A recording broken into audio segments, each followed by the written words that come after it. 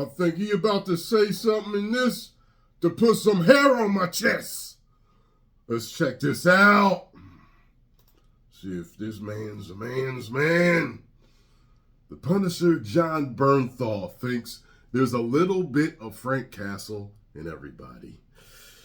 I think there's a reason why the character has resonated as deeply and strongly as he has. If, like me, you're less a fan of the larger Marvel multiverse and more of a fan of its down-to-earth stories, then you've probably been a fan of The Punisher. Before Echo and Marvel Spotlight hit our screens, Netflix delivered a series of gritty street-level hero stories, including Daredevil, Jessica Jones, and The Defenders, to name a few. The Punisher spun off of Daredevil, where the titular anti-hero appeared in Season 2, starring Jon Bernthal as the vigilante who takes a rather violent approach to keeping the streets clean of scum after the murder of his wife and children. The spin-off series was a success, running for 2 seasons on Netflix before the Defenders saga was canned in favor of moving all Marvel content to Disney Plus. Frank Castle is beloved to fans around the world for many reasons, and we're thrilled to hear that he'll be coming back for Daredevil Born Again.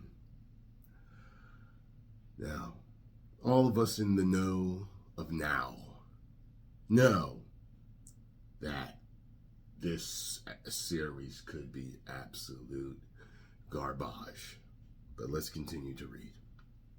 The new series, starring Charlie Cox, that's headed to Disney Plus.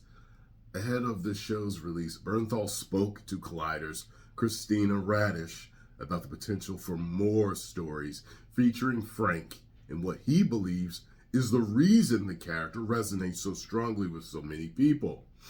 I think there's a reason why the character has resonated as deeply, as strongly as he has, Bernthal said. In the hearts and minds of comic book fans and first responders and people in the military and people all over the globe, I think there's a little bit of Frank Castle in everybody.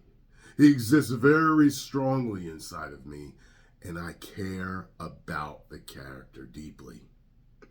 I also know that it's absolutely essential that if we do it right, and we have real sacred integrity to the source material and to what it is at the core of Frank.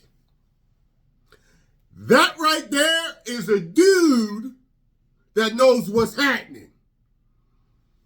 Now, I can stand behind this man, this actor.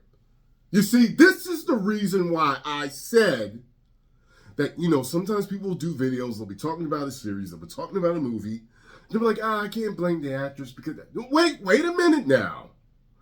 Actors need to know their market. They are their brand. You are your living brand. You need to know your market, and you need to know what the fans of the source material of the character that you're playing or whatever you're going to be involved in, you need to understand that fandom. That's what I personally believe, okay?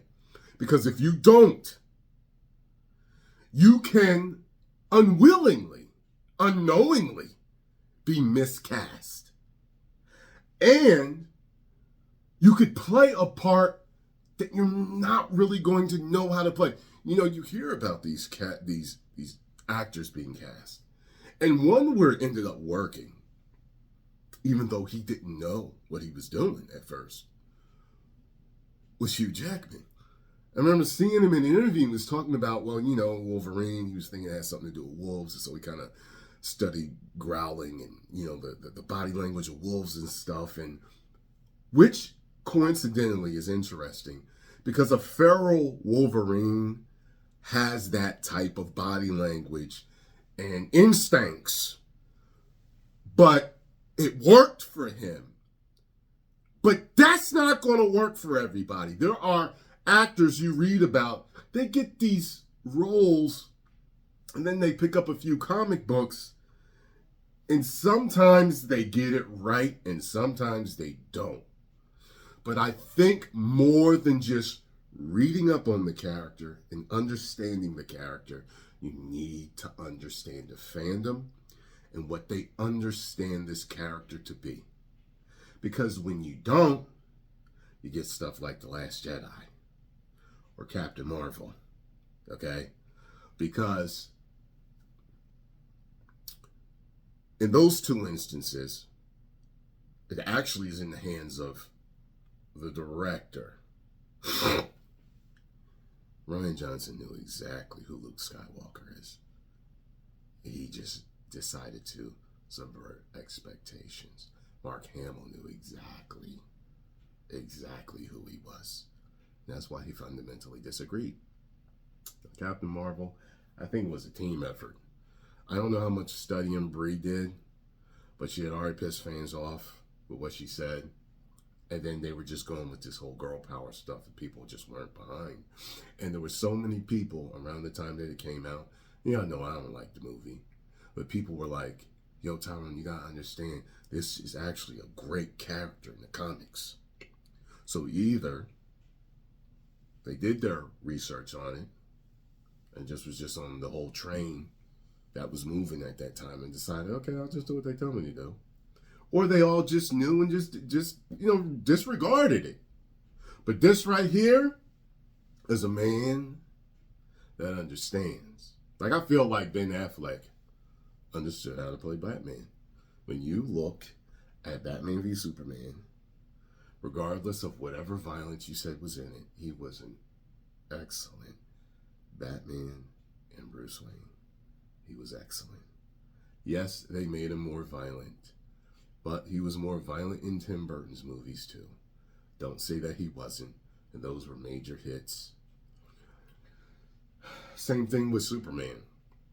Henry Cavill really embodied Superman. Was he mopey and sad? Yeah, because they wanted to put him in a more grounded, gritty, darker world of what it would be like for a godlike alien to land here and for people to find out what he could do.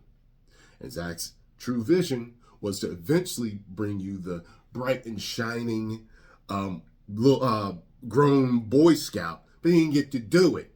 He was going through an arc. And he made him too sad. They were trying to ground him in that Nolan universe.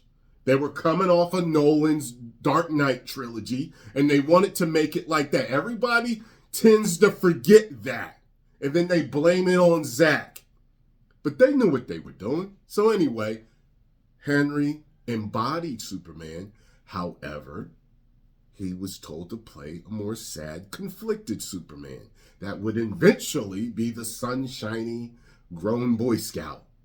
See, a lot of these actors absolutely know the role they're playing. And I'm telling the man, look, yeah, I saw Mackie the other day, Falcon, talking about how garbage the movies are now. I was surprised he said it. I was like, oh, he must have got paid up front. After what he said, I was like, okay, Mackie, okay. You know, they know. They're not stupid. Man, to be a real businessman, you got to truly know your market.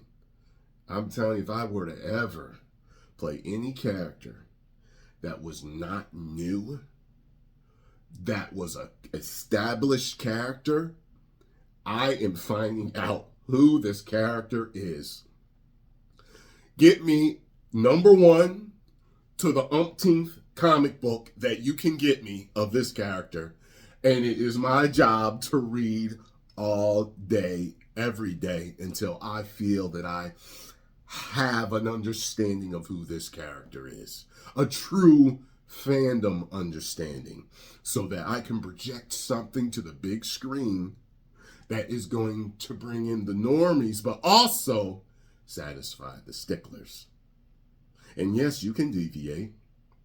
You know, you can deviate and still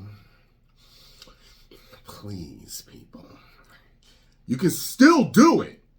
You just better make sure you do it right. It's taking a chance. I think Heath knew what he was doing. Locked in that damn apartment hotel or whatever for months, figuring the character out. I think he knew what he was doing. He might have went too deep, people say.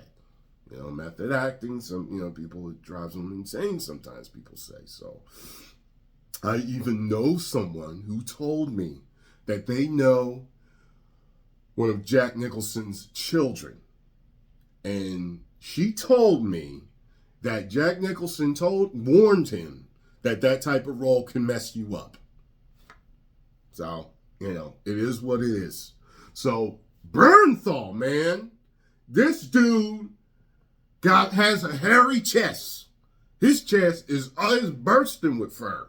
He need to shave that shit every 3 days. I can tell. That was, man, woo! My testosterone went up just reading that quote from him. I'm going to do my absolute best to make sure that if and when we do it right. Woo! When Bernthal says he's committed to doing something the right way, it's hard not to believe him. Since he last departed the role of the former Marine, he's participated in a number of hard-hitting dramas that prove his commitment to fully fledged, gripping characters, not least of which is Ava DuVernay's Origin. I haven't seen that. In theaters now, where he plays the husband of Anju. All right, I'm done. I've read what I need to read right now. Look, I was already a fan. Now he's made me a super fan of his. And I can't wait to see what he does with the Punisher.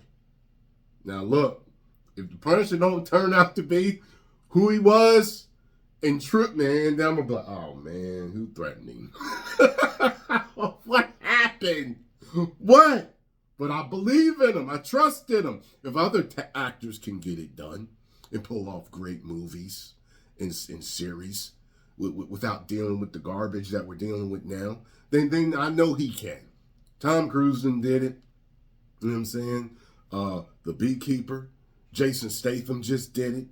Other people, The Reacher. You know what I'm saying? The Reacher series, which I'm going to check out because everybody's telling me about it. You know what I'm saying? Star-Lord did it with his series on Amazon. Forgot what it's called. I'm drawing blanks here, but yeah. So post your comments down below. Let me know what you all think. If you enjoy my thoughts on this, make sure you hit the like button, subscribe, and share. And make sure you tell Mr. Bernthal, Tyrone Magnus said, thank you. 10 million subscribers. Woo!